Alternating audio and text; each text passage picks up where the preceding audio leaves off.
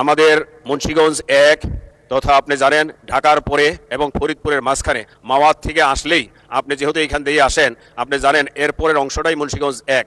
এখন মুন্সিগঞ্জ ডিস্ট্রিক্টে আমাদের একটি হসপিটাল হওয়ার সম্ভাবনা আছে। এই হসপিটালটা যদি মুন্সিগঞ্জ একের মাঝখানে হয় তাহলে কিন্তু মুন্সিগঞ্জ এক, মুন্সিগঞ্জ দুই এবং মুন্সিগঞ্জ তিন সবার জন্য উপকার হবে। এমনকি আপনার এই বরিশাল, খুলনা, ফরিদপুরের অঞ্চলেও এই উপকারটা আসবে।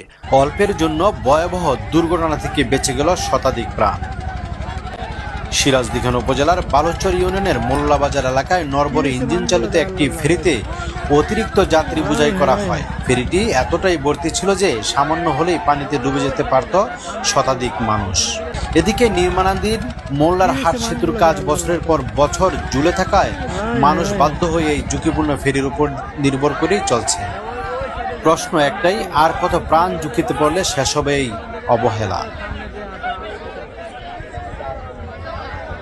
যে মোল্লাবাজার ব্রিজ 2008 সালে এটা নির্মাণ কাজ ধরে এই পর্যন্ত এই কাজ বাস্তবায়িত হচ্ছে না। কি কারণে, কার পদক্ষেপে, কোন লোকদের কারণে যে এই কাজটা হচ্ছে না এটা আমাদেরকে ফাইন্ড আউট করতে হবে।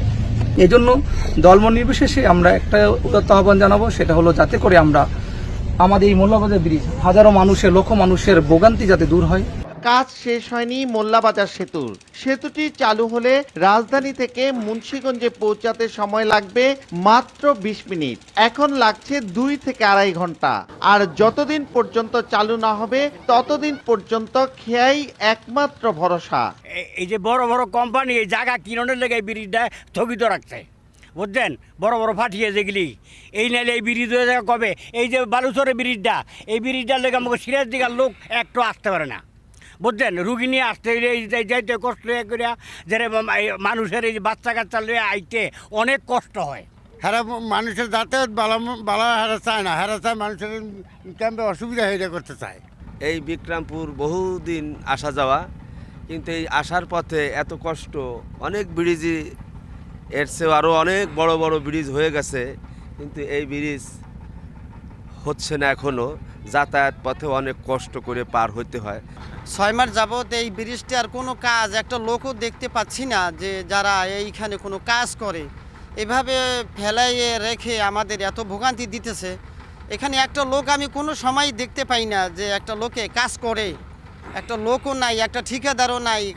এবং এই যে ব্রিজটা যে ফেলে রাখছে, এটা যে কবে নাগাদ শেষ হবে একমাত্র আল্লাহই ভালো জানে। ট্রলার দিয়ে যাতায়াত করতে হয়, যাতায়াতের অনেক অসুবিধা হয়, রুগী নিয়ে যাইতে পারি না, অনেক বিপদগ্রস্ত হইতে হয় আমাদের। আজও পর্যন্ত ব্রিজের কাজ কোনো নিম্ন ধরনের কোনো কাজ হয় না।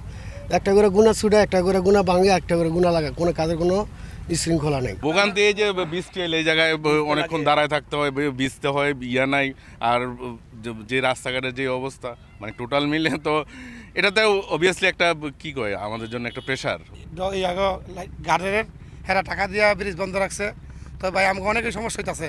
দেখা গেছে একটা রাত করে রুগী এলো, ওই গুদারলা শুয়ে রয়েছে, হ্যাঁ ডাক্তার জানছে, মানে রুগী মারা যাচ্ছে। ইঙ্গা সবজি যত আছে নেওয়াটা একটা ঢাকা শহরে ঝামেলা হয়ে যায়, আর ব্রিজটা তাড়াতাড়ি হইলে ভালো হয় আর কি, ঠিক আছে, আর পাবলিকের সুবিধা হয়। পরবর্তী বক্তা জনাব মোহাম্মদ আব্দুল্লাহ, মুন্সিগঞ্জ এক। আমি আরও ধন্যবাদ জানাই আমার মুন্সিগঞ্জ একের সর্বস্তরের জনগণকে, যারা আমাকে বিপুল ভোটের মাধ্যমে এই সংসদে আসার সুযোগ করে দিয়েছেন। আজকে আমি বলতে চাই, মাননীয় আপনার মাধ্যমে আমাদের মুন্সিগঞ্জ এক তথা আপনি জানেন ঢাকার পরে এবং ফরিদপুরের মাঝখানে মাওয়াত থেকে আসলেই আপনি যেহেতু এইখান দিয়ে আসেন আপনি জানেন এরপরের অংশটাই মুন্সিগঞ্জ এক। এখন মুন্সিগঞ্জ ডিস্ট্রিক্টে আমাদের একটি হসপিটাল হওয়ার সম্ভাবনা আছে।